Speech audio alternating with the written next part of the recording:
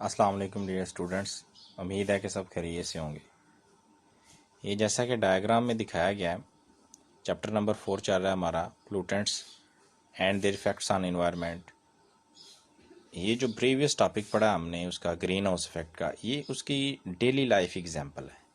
ये जो एक रूम सा बना है, प्लास्टिक शीट लगी हुई है, ये ग्रीन हाउस इफेक्ट कैसे क्रिएट करता है कि जब इसके ऊपर सूरज की शुआएं पड़ती हैं तो वो सारी की सारी जो शुआएं हैं, जो लाइट की एनर्जी है, वो जब इस रूम के अंदर आके ज़मीन पर पड़ती है तो वो किस में चेंज हो जाती है? हीट एनर्जी में। और वही हीट एनर्जी जब ऊपर उठने लगती है तो ये जो ग्लास है उसको बाहर नहीं जाने देता उस हीट को। तो इस तरह इस रूम के अंदर ग्रीन हाउस इफेक्ट पैदा हो जाएगा। मतलब कि अगर सर्दियों का भी सीज़न है तो हम गर्मियों की सब्जियां भी इसके अंदर उगा सकते हैं, क्योंकि इसका टेम्परेचर जो हो जाता है वो क्या हो जाता है? ज़्यादा हो जाता है। ये इसकी डेली लाइफ एग्जांपल है ग्रीन हाउस इफेक्ट की। उसके बाद जो हमारा नेक्स्ट टॉपिक है वो ओजोन डिप्लेशन है। ओजोन डिप्लेशन जो है, a layer of ozone O3 in upper atmosphere of the earth stops the ultraviolet rays coming from the sun to the earth। अब ओजोन क्या चीज़ होती है? ओजोन का फार्मूला O3 लिखा गया इधर, ये जो सामने स्क्रीन पे नज़र आ रहा है। ये ओजोन भी एक गैस है। इसकी लेयर 15 से 35 किलोमीटर अबव ज़मीन से 15 किलोमीटर से लेके 35 किलोमीटर की रेंज तक ये गैस की लेयर मौजूद होती है। मोस्टली जिसकी वजह से जो आसमान का कलर है ब्लू नज़र आता है हमें, ओजोन की वजह से। ये रीज़न भी है। अब ये गैस क्या करती है कि जो सूरज से ख़तरनाक रेज होती हैं, जिनको हम अल्ट्रा वायलेट रेज कहते हैं, सूरज से आने वाली ख़तरनाक रेज को ये अपने अंदर अब्जॉर्ब कर लेती है, और जो सिर्फ लाइट वाली रेज होती हैं उनको ज़मीन तक भेजती है। ये इसके अंदर डायग्राम में भी बताया गया है ये कि सूरज जो है उसकी हार्मफुल अल्ट्रा वायलेट रेज आ रही हैं, और ये ब्लू कलर की जो लाइन नज़र आ रही है गैस फॉर्म में, ये ओजोन लेयर है। अब ओजोन लेयर में ये देखें कि ये अल्ट्रा वायलेट रेज इसके अंदर जज़ब हो रही हैं, ठीक है, जज़ब हो रही हैं, और जो बाकी रेज हैं जो रोशनी वाली हैं वो नीचे ज़मीन पर आ रही हैं। अब इधर एक और चीज़ मेंशन है, होल इन ओजोन लेयर या ओजोन डिप्लेशन। इसका क्या मतलब है? डिप्लेशन भी होल को कहते हैं, टूटना किसी चीज़ का, होल जो है किसी चीज़ के अंदर सुराख हो जाना। तो जो ग्रीन हाउस इफेक्ट है या ग्रीन हाउस गैसेज हैं जो हमने पढ़ी हैं कि CFC है, क्लोरोफ्लोरोकार्बन्स वगैरह हैं, ये क्या करती हैं? ये जब स्प्रे वाले डिब्बों से ये पेंट स्प्रे कर रहा है या पेस्टिसाइड्स वगैरह के डिब्बों से ये जो गैसेस निकलती हैं, तो जब ऊपर उठती हैं तो ये जाके ओजोन को डिस्ट्रॉय करती हैं। ये क्या करती हैं? ओजोन को तबाह कर देती हैं। CFC वाली गैसेस जो होती हैं, क्लोरोफ्लोरोकार्बन्स वाली, तो ये ओजोन जो है इसके अंदर सुराख कर देती हैं, इसको तोड़ देती हैं, पंच कर देती हैं, ठीक है। जिस वजह से क्या होता है कि जो सूरज की हार्मफुल रेडिएशंस रुकनी थी इस गैस की वजह से, वो उस होल में से पास होकर ज़मीन के ऊपर आ जाती है, और इस खतरनाक रेडिएशंस के पास होने की वजह से बहुत ज़्यादा बीमारियां, बहुत सारी प्रॉब्लम्स क्रिएट होती हैं। तो डियर स्टूडेंट्स, ये है ओजोन डिप्लेशन। इसकी मज़ीद जो है वो एक्सप्लेनेशन इसमें करेंगे इस टॉपिक में। नेक्स्ट, क्लोरोफ्लोरोकार्बन्स क्या होते हैं?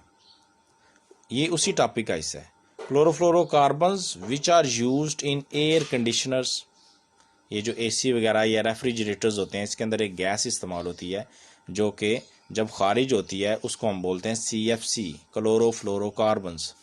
ये रेफ्रिजरेटर्स, स्प्रे कैंस, ये जो पेंट स्प्रे होते हैं या दूसरी स्प्रे कैंस होती हैं, etcetera, enter the air on leakage from these appliances.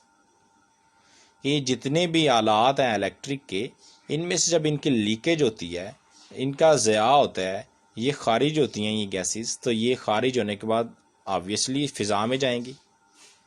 ये सारी की सारी गैसेस खारिज होने के बाद कहाँ पे जाती हैं? फ़िज़ा में जाती हैं। On reaching the ozone layer they react with ozone and cause thinning of this layer. जब ये गैसेस ओजोन तक पहुँच जाती हैं तो सबसे पहले उसको क्या करती हैं? थिन करती हैं। उसके बाद क्या होता है कि उसकी डिप्लेशन में असरअंदाज होती हैं। Hence the ozone layer is depleted, जैसा फिगर में दिखाया गया 4.6 में। The phenomena is called ozone depletion. और ये जो सारा प्रोसेस है कि कैसे CFC डिब्बों से निकली है, रेफ्रिजरेटर से निकली है, या स्प्रे कैन से निकली है, एयर कंडीशनर से निकली है, और उसके बाद जाके उसने ओजोन को डिप्लेट किया या उसके अंदर होल किया है, इस सारे प्रोसेस को ओजोन डिप्लेशन कहते हैं। इस सारे फिनोमिना प्रोसेस को कहते हैं, स्टेप बाय स्टेप जो प्रोसेस है। थ्रू दो the rain thin ozone layer, ultraviolet rays of the sun passes and reach the earth, where they affect the life by causing serious diseases like skin cancer and eye problems. These ultraviolet rays also increase the temperature of the earth. तो जी dear student, ये आज का हमारा topic था। इसके अंदर जो next है क्वेश्चन क्या बनेगा? क्वेश्चन बनेगा कि ओजोन डिप्लेशन के नुकसानात क्या हैं, उसके क्या असरात हैं, क्या इफेक्ट्स हैं, इफेक्ट्स ऑफ ओजोन डिप्लेशन। तो उसने इधर बताए हैं कि उसके इफेक्ट से बहुत सारी डेंजरस जो है ना बीमारियां पैदा होती हैं, जिसमें स्किन कैंसर है, आई प्रॉब्लम्स हैं, ठीक है। उसके अलावा अल्ट्रावायलेट रेज क्या करती हैं, हमारी ज़मीन का टेम्परेचर भी बढ़ाती हैं। तो ओजोन डिप्लेशन जो है, इसको मैं दोबारा आपको डायग्राम की मदद से ब्रीफली एक्सप्लेन कर देता हूँ कि ओजोन डिप्लेशन क्या होता है। ओजोन तो कहते हैं इस लेयर को जिसका फार्मूला O3, ये जो ब्लू लाइन की है, इसकी जो हाइट है ये कहाँ पे मौजूद होती है? 15 से लेकर 35 किलोमीटर हाइट तक, ठीक है, ज़मीन से ऊपर। अब ज़मीन से ऊपर जब सूरज की रोशनी से अल्ट्रा वायलेट रेज आती हैं जो कि नुकसानदेह होती हैं, हार्मफुल रेडिएशन इनको बोलते हैं, तो ये कुदरती तौर पर मौजूद होती है ये लेयर वहाँ पे। ये उन खतरनाक शुआओं को जज़ब कर लेती है अपने अंदर, और जो फ़ायदेमंद रोशनी होती है, फ़ायदेमंद शुआएँ होती हैं, उनको ज़मीन पर भेज देती है। लेकिन इंसानी सरगर्मियाँ CFC का जो बास बनती हैं, जो CFC को खारिज करती हैं, स्प्रे वाले पेंट्स हैं, ठीक है, या स्प्रे कैन्स हैं, उसके अलावा रेफ्रिजरेटर्स हैं, AC वगैरह हैं, उनसे ये जो गैसेस निकलती हैं ये इंसानी यूज़ में आती हैं, इसलिए इनको इंसानी सरगर्मियाँ कहेंगे। तो ये इंसानी सरगर्मियों की वजह से जो CFC निकलती है ये ओजोन को जाके डिप्लेट कर देती है, ओजोन डिप्लेशन का बास बनती है, ओजोन को तोड़ देती है। तो जब ओजोन टूट जाएगी तो वो फिर उन हार्मफुल रेडिएशंस को फिल्टर नहीं करेगी, उन हार्मफुल रेडिएशंस को फिल्टर नहीं करेगी। जब वो फिल्टर नहीं होंगी तो डायरेक्टली ज़मीन के ऊपर आएंगी, जिसकी वजह से ज़मीन का टेम्परेचर भी बढ़ेगा और बहुत सारी बीमारियां जैसे स्किन कैंसर और आई प्रॉब्लम्स वगैरह की बीमारियां भी पैदा होंगी। सो डियर स्टूडेंट्स, आज का हमारा यही टॉपिक है। और एक ही बात स्टूडेंट्स जो हैं वो बार बार पूछते हैं कि सर ये कितना करना है, ये कैसे करना है, डायग्राम बनानी है कि नहीं बनानी। बेटा मैं तो यही चाहता हूँ कि आपके अंदर हर किस्म की महारत हो डायग्राम बनाने की, आपकी अच्छी हैंड राइटिंग हो। मैं देख रहा हूँ सब बच्चों के होमवर्क, किसी की हैंड राइटिंग नहीं ठीक, किसी की डायग्राम नहीं ठीक, तो बाकायदा आप सारा दिन फारिग होते हैं आप लोग, और दिन में 2 लेक्चर होते हैं रोज़ाना के, और 2 लेक्चर कोई बड़ी बात नहीं, ना स्कूल में जाना है, ना आना है, ना गाड़ी में बैठ रहे हैं, किसी किस्म का टाइम ज़ाया नहीं हो रहा। तो आप घरों में बैठें, ठीक है, एहतियात करें और अच्छी तरह से लर्न करें हर चीज़ को। साइंस जो है ना वो बहुत ही ज़रूरी है, बहुत ज़्यादा एसेंशियल है ये सब्जेक्ट जो है, इसके बगैर तो सर्वाइवल ही नहीं है ना पूरी दुनिया का। तो इसलिए इसको अच्छी तरह से इसमें इंटरेस्ट लें, अच्छी तरह से याद करें, खूबसूरत करके लिखें, खूबसूरत डायग्राम बनाएं। तो ओजोन डिप्लेशन जो है ये जहाँ तक भी इसका टॉपिक है वो सारा करना है आपने। और जैसे मैंने पहले जो मेथड आपको बताया था, हैंड राइटिंग लिख के बताता था, हैंड रिटन, वो इसलिए बताता था ताकि आपको पेपर पैटर्न का पता चले या नोट्स कैसे बनाने हैं।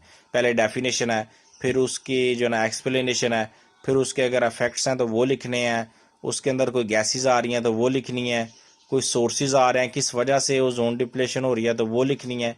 ये सारी की सारी मैं उस वजह से बताता था। उम्मीद है कि आपको इसकी समझ आई होगी।